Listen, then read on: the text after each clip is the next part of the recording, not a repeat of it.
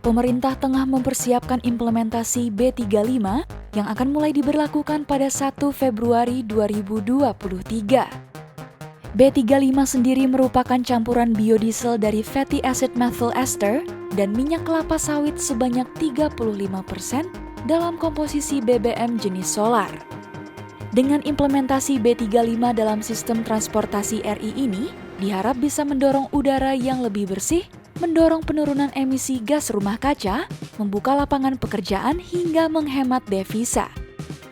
Hal ini disampaikan Deputi Bidang Koordinasi Pangan dan Pertanian Kemenko Perekonomian, Musdalifah Mahmud, di kantor Kemenko Bidang Perekonomian Jakarta, Selasa 31 Januari 2023. Ia mengungkapkan, volume penyaluran B35 ini diperkirakan akan mencapai 13,15 juta liter.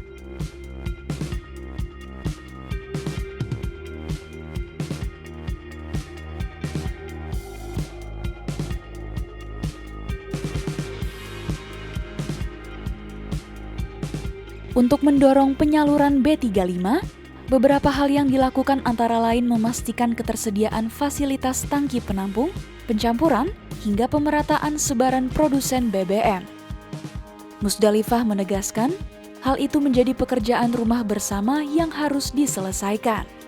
Sehingga B35 bisa terimplementasi secara merata di wilayah Indonesia, serta di daerah di mana solar disalurkan, maka B35 juga disalurkan di wilayah tersebut. Di kesempatan yang sama, Menko Perekonomian Airlangga Hartarto menyampaikan bahwa implementasi B35 yang akan mulai diberlakukan besok dapat menghemat devisa hingga 10,75 miliar dolar AS. Tak hanya itu, implementasi B35 juga bisa mendorong nilai tambah sawit hingga penurunan emisi gas rumah kaca atau GRK.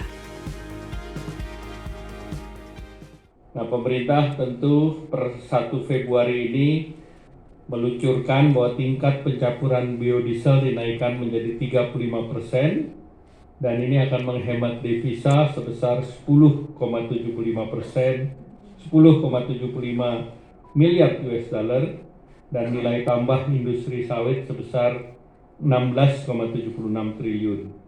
Dan kebijakan B35 diperkirakan akan mengurangi emisi gas rumah kaca sebesar 34,9 juta ton CO2.